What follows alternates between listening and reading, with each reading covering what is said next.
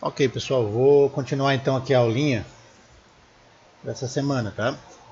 De novo, percebam que tudo que está aqui está no material, tá? E vocês só vão essa semana estudar, não vai ter atividade para responder, tá? É só estudo, por isso tem que ser bem estudado. Eu falei para vocês, pessoal, sobre tema e tese. É interessante a gente perceber, agora nós vamos para isso, né? Daquilo que a gente costuma chamar de elementos implícitos. Alguns implícitos são muito claros para serem encontrados no texto e alguns não são. Então, o que seria implícito, professor? Né? Os alunos perguntam lá. Né? Então, uma coisa que não está clara no texto, que ela não está dita, ela é subentendida a partir do texto. Então, existem algumas formas de eu criar esses implícitos, tá certo? Eu uso jogos de linguagem. Então, imagine o seguinte, né? Se eu digo uma frase tipo assim, ó, a culpa de tal coisa não é apenas do presidente. Reparem que, na verdade, eu estou dizendo aqui duas coisas. Eu tenho aquilo que eu digo, né? A culpa não é só do presidente. Mas tem aquilo que eu não digo, que está implícito na minha afirmação, ou pode estar implícito. Que é o quê? A culpa também é do presidente. Então, reparem como esses jogos de linguagem permitem isso, né? Permitem que eu tire conclusões a partir do que é dito. Então, isso seria, em suma, implícito. Existem várias formas de eu construir isso implícito. Né? Nesse caso, eu joguei uma ideia e ao mesmo tempo, aquilo que seria o oposto dessa ideia também pode ser pensado a partir daquilo que é dito. Né? Existem casos mais sutis. Teve um caso que eu citei aqui que é de um poema, tá? De um poeta muito famoso. Eu não citei o poema no texto, mas nós vamos ver ele mais adiante. Tá? Que é o poeta chamado T.S. Eliot. Tem um texto no qual ele fala de um cara, de uma mulher, né? Ele diz assim, ela não é do tipo que tinha gatos.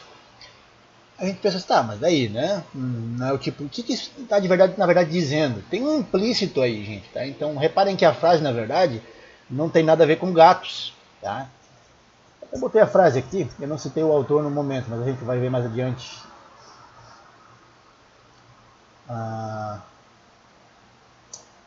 Aqui, né? É um jogo de referências e contra-referências.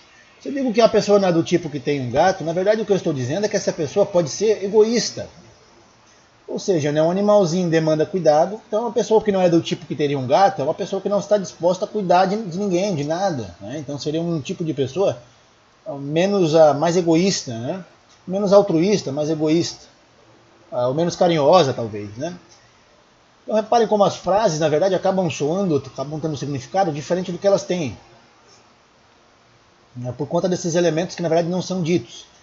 Em termos macrotextuais, eu botei um outro exemplo aqui, né? Quando eu digo assim, não é só o futebol que importa. Na verdade, eu posso estar fazendo uma crítica ao tamanho da importância do futebol. Eu estou dizendo, o futebol não importa tanto assim, né? Tem outras coisas que também importam, outros esportes. Isso poderia ser, por exemplo, uma crítica ao dinheiro que é gasto no futebol. Tá?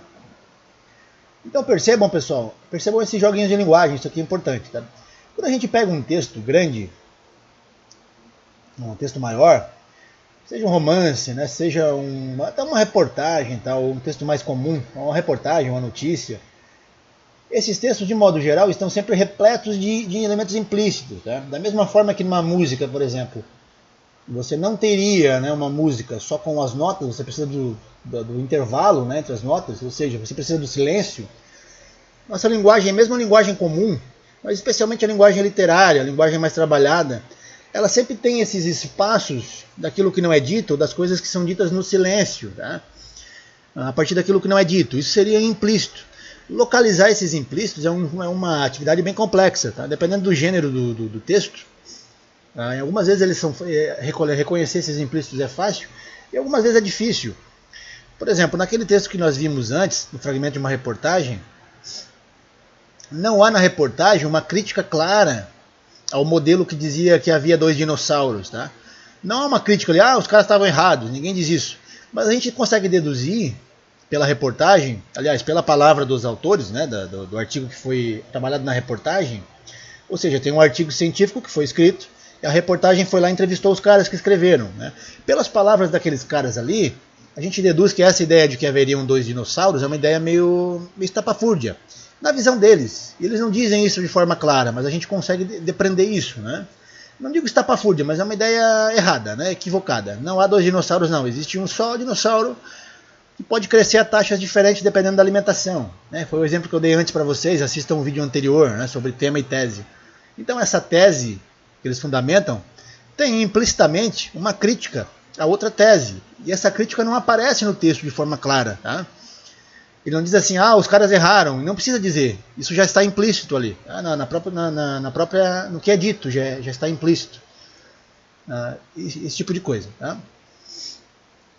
Então, esses elementos implícitos eles surgem assim, pessoal. Eu dei um exemplo literário. Quando a gente lida com a literatura, a ideia de implícito acaba se misturando, não só na literatura, mas principalmente na literatura e na arte. Tá? A ideia de implícito acaba se misturando com a própria ideia de polissemia. Eu tenho um fragmentozinho aqui de um poema. De novo, pessoal, eu botei um fragmento aqui só, porque eu tive que cortar espaço por causa da apostila, quem está no impresso. Tá? Mas não tem problema, depois nós vamos ver esse poema aqui inteiro. Então é só para dar uma ideia do que seria um implícito aqui. Um fragmento de um poema do Drummond. Ele diz assim, quando nascia um anjo torto, desses que vivem à sombra, disse, vai Carlos, ser gauche na vida. As casas espiam os homens que correm atrás das mulheres. A tarde talvez fosse azul, não houvesse tantos desejos. Mundo, mundo, vasto, vasto mundo. Se eu me chamasse Raimundo, seria uma rima, não seria uma solução. Mundo, mundo, vasto mundo. Aí cortou uma parte aqui, né? Mais vasto é o meu coração. Aí no final ele diz assim, né? Eu não devia te dizer, mas essa lua, mas esse conhaque, botam a gente comovido como o diabo. Pelo final aqui a gente consegue depreender, nessa passagenzinha aqui, que ele está triste, né? Por conta da lua, por conta da bebida. Mas existe algo que o poema não diz e que a gente consegue deduzir no final. O nome do poema é Poema das Sete Faces. Né? Ele tem 7 estrofes, que são bem diferentes. Aqui eu botei 4 estrofes, tá? Mas tem 7. Cada estrofe, às vezes dentro da mesma estrofe, ele muda o que ele está vendo. Tipo aqui, as casas espiam os homens que correm atrás das mulheres. Olha como muda para outro verso. A tarde talvez não fosse azul, né? Não houvesse tantos desejos. Olha como ele fala de uma coisa, depois fala de outra, aqui ele fala de uma coisa, aqui ele já fala de outra coisa, né? Essa vacância, a gente chamaria de vacância, né? Esse movimento de visão, a visão sempre mudando, o pensamento sempre mudando, isso nos indica de forma implícita aqui que ele está meio aflito. O eu lírico está aflito. Então ele não consegue reter o pensamento em nada, ele está sempre mudando de pensamento. Ele está triste também, a gente percebe aqui, né? Pelo próprio poema. Então eu consigo depreender pela forma do poema, pela forma da rima, pela forma dos versos, que o sujeito está triste e está com a mente meio mente um tanto frenética, né? Está com o pensamento um tanto frenético, sempre se movendo por conta disso, por conta dessa tristeza, dessa aflição. Ou seja, isso está implícito. Isso não é explícito, mas eu consigo deduzir. Isso seria uma forma de implícito dentro de um texto literário, de um poema. E percebam como isso aqui é mais complicado de perceber, né? Porque é muito sutil, e é sutil de propósito aqui, né? Então a literatura é sempre um pouquinho, é um gênero diferente, a gente tem que prestar muita atenção nela, sempre que a gente vai interpretar um poema, tá? Porque ela se mostra de forma diferente.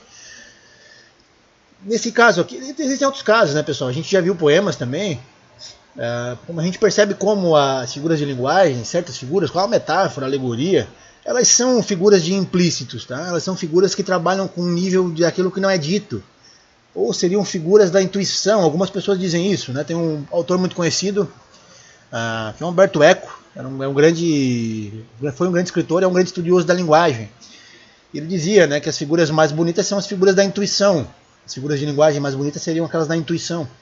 Aquelas que não são ditas, né? Elas trabalham com alguma coisa que fica com outro significado que não é dito. Se a gente pegar aquele quadrinho que eu trabalhei com vocês, do Caspar Friedrich, que tem aqueles barquinhos, né? Nós vimos várias vezes aquele quadro, né, ao longo das aulas. Aquilo também é uma forma de implícito, gente. Em lugar nenhum no quadro diz assim, os barcos representam as pessoas. Mas eu consigo depreender que sim, sem que o quadro me diga aquilo ali. Então também seria uma forma de implícito, tá? Mas aí uma forma de implícito na arte. Esse jogo de implícitos, pessoal, nós vamos trabalhar muito nas próximas aulas com textos de divulgação científica. Então nesses textos, esses implícitos surgem. Cadê o texto que eu tinha botado para vocês? Esse dos dinossauros, por exemplo, né? Nesse tipo de texto, esses implícitos surgem como própria fundamentação da tese. Tá? Então você não precisa criticar um autor, dizer, eu vou criticar fulano. No que você diz, a crítica já fica implícita. Tá? Eles trabalham muito com esse tipo de jogo de linguagem, nesse tipo de texto, tá? de artigo. Quando eu digo assim, fulano não estava certo, quando ele diz, bom, então fulano estava errado. Isso seria um eufemismo, né? Um outro tipo de figura de linguagem, tá? Fulano não estava certo, ou não estava tão certo, bom, fulano errou.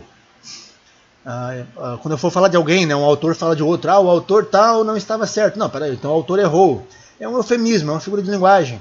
E também é uma figura de linguagem que trabalha com implícitos. Então, essa questão do implícito e do explícito, daquilo que está na superfície do texto e daquilo que eu posso depreender pelo que está na superfície, então esse é um jogo muito comum em qualquer tipo de texto, tá? Mas principalmente aqui a gente viu, né, em textos literários, onde ele é geralmente mais difícil de compreender. Mas é isso, gente. Eu vou parar esse videozinho por aqui. Eu acho que acabou. E a gente volta nas próximas aulas para falar daí sobre as atividades, ok? Pontualmente, que vão envolver esse tema, envolver esse assunto tratado aqui, tá? Mas tá bom, gente. Tchau, tchau para vocês e até mais.